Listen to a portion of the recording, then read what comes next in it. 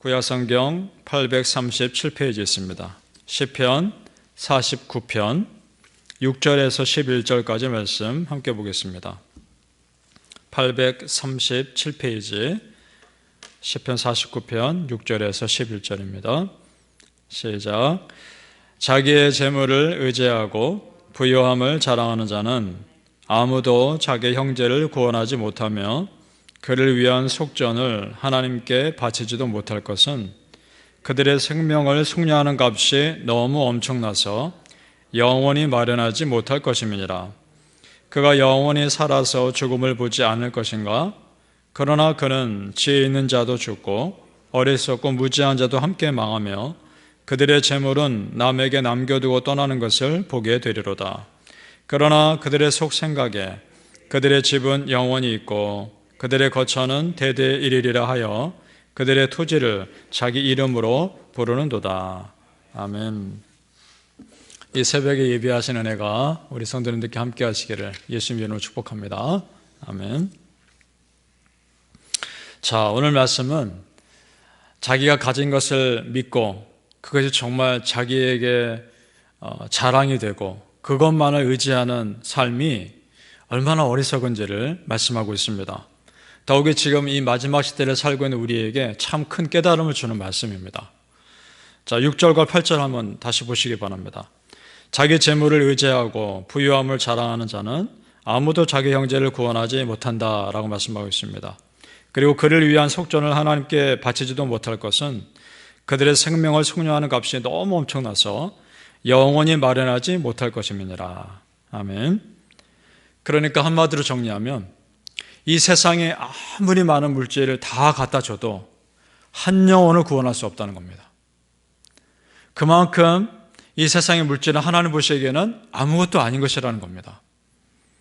이 말씀을 통해 볼 때 여러분, 우리 하나님께서 정말 중요하게 보시는 것이 무엇이라 생각하십니까? 그것은 우리가 이 땅에서 부자로 사는 것이 하나님께 관심이 아니라 내가 정말 영혼 구원받은 사람으로 사느냐 그렇지 않느냐라는 것입니다. 믿습니까? 하나님이 보시는 건 그것입니다. 물론 우리가 이 세상 살아가는데 물질이 필요하죠. 정말 중요하죠. 그러나 하나님 보시기에는 영혼을 구원할 수도 없을 만큼 보잘것없는 것이라 라고 말씀하고 있습니다. 그러나 물질을 전부로 아는 사람의 특징이 또 오늘 말씀에 나옵니다. 이것이 마치 영원히 자기 것이 될 것이냐 착각하며 산다는 겁니다. 그것이 10절과 11절입니다. 이렇게 되어 있죠. 그들의 재물은 남에게 남겨두고 떠나는 것을 보게 되리로다. 그러나 그들의 속 생각에 그들의 집은 영원히 있고 그들의 거처는 대대 이르리라 하여 그들의 토지를 자기 이름으로 부르도다. 자, 이것이 착각인 것이죠. 여러분, 물질은요, 이 세상에 갇혀 있는 겁니다. 우리가 이 세상 떠나면 물질은 우리에게 어떠한 영향을 줄 수가 없습니다. 그 다음부터 우리의 삶을 책임지는 것은 오직 우리의 믿음인 줄로 믿습니다. 그것이 우리의 영원한 삶을 책임지는 것입니다. 그렇다면 하나님께서 물질을 그렇게 보잘것없게 여기시는 그 하나님이 왜 우리에게 물질을 허락하셨을까요? 그것은 한 가지입니다. 그 물질, 그것을 천국에 쌓는 연습을 하게 하시는 것입니다. 우리의 부활을 하늘에 쌓는 훈련을 하게 하시기 위해서 그걸 보고 계시는 겁니다. 그래서 주시는 겁니다. 자, 마태복음 6장에 보니까 이런 말씀이 있습니다. 마태복음 6장 19절에서 21절입니다. 보물을 하늘에 쌓아두라는 말씀입니다. 너희를 위하여 보물을 땅에 쌓아두지 말라. 거기는 좀과 동록이 해하며 도둑이 구멍을 뚫고 도둑질 하느니라. 오직 너희를 위하여 보물을 하늘에 쌓아두라. 거기는 좀이나 동록이 해하지 못하며 도둑이 구멍을 뚫지도 못하고 도둑질도 못하느니라. 네 보물이 있는 그곳에는 네 마음도 있느니라. 아멘. 오늘 이 마태복음 6장 19절, 20절, 21절 말씀에 두 번 반복되는 말씀이 있습니다. 무슨 말씀이냐? 너희를 위해 보물을 하늘에 쌓아두라는 겁니다. 하나님을 위해서가 아닙니다. 너희를 위해서입니다. 나를 위해서. 하나님은 생각해 보세요. 사실 다 있지 않습니까? 하나님이 이미 다 부자입니다. 하나님 부족한 건 없으시죠.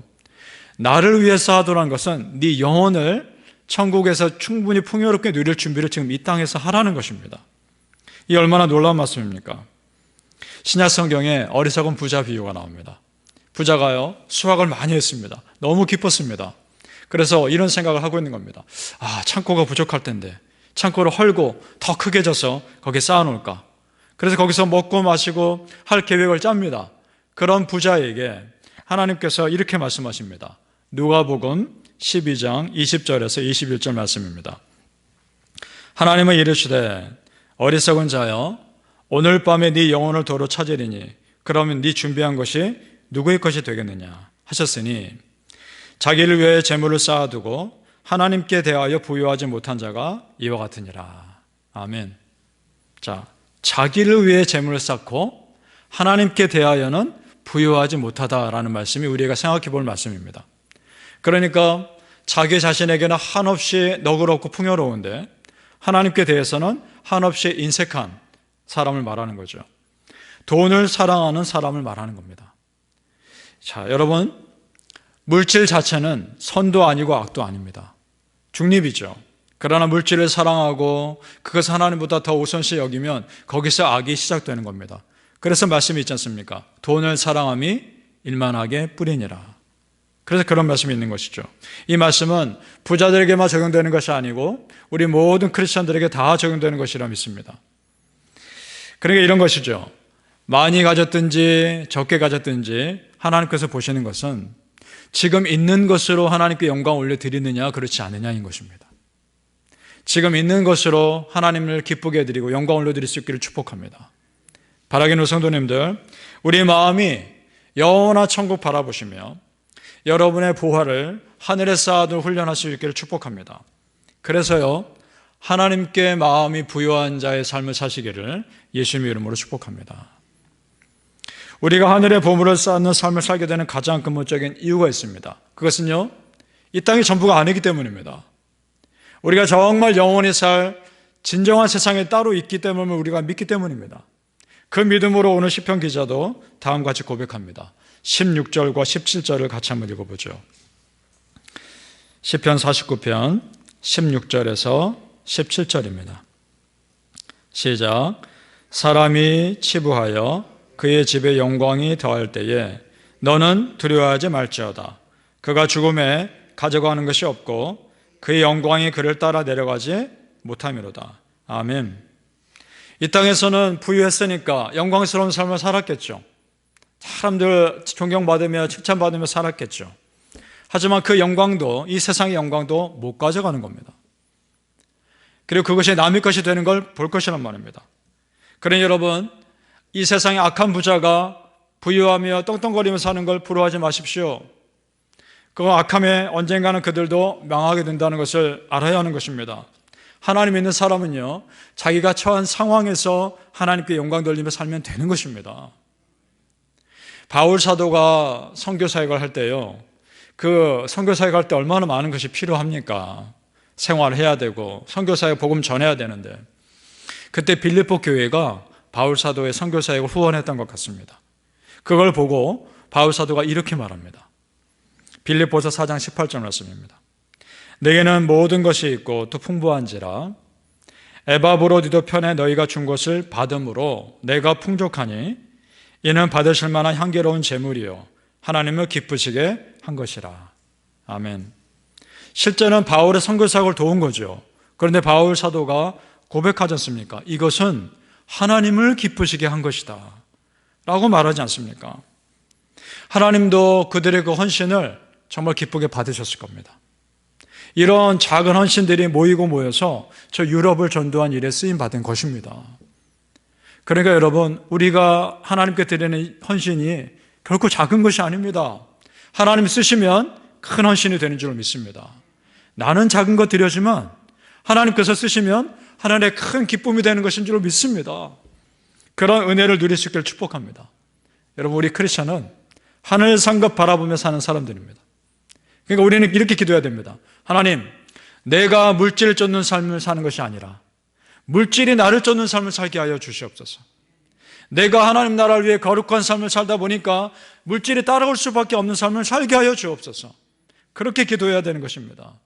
그러니까 물질에 마음 뺏겨서 내 손으로 꼭 움켜잡는 삶을 사는 것이 아니라, 또 물질이 부족해서 두렵고 불안한 삶을 사는 것이 아니라, 내가 지금 있는 것으로 하나님께 마음을 드리며 오히려 내가 베풀 때에 하나님께서 그 마음 빈 곳에 오히려 더 채워주시는 은혜를 누리는 것입니다.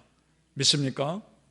바라기는 우리 성도님들, 하늘산 것 바라보시며 하나님 주시는 풍요로움으로 천국의 기쁨을 누리며 그 보물을 하늘에 쌓을 수 있는 그런 믿음의 백성들 다 되시기를 예수님 이름으로 축복합니다.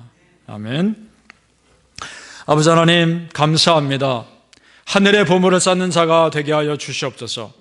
물질을 쫓는 자가 아니라 물질이 나를 쫓아오는 삶을 살게 하여 주시옵소서. 지금 나에게 있는 것으로 하나님께 영광 올려드리는 삶을 살 때에 내 마음이 하나님께 부요한 자들이 다 되게 하여 주시옵소서. 아버지 하나님, 이 비밀을 알게 하시니 감사합니다.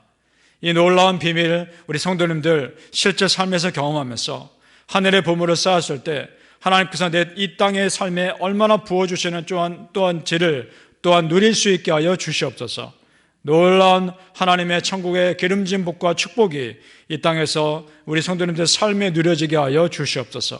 감사하고 축복하며 하나님께 부요한 자의 삶을 살고자 결단한 우리 모든 성도님들에게 은혜를 더하여 주시옵소서. 예수님 이름으로 기도합니다. 아멘.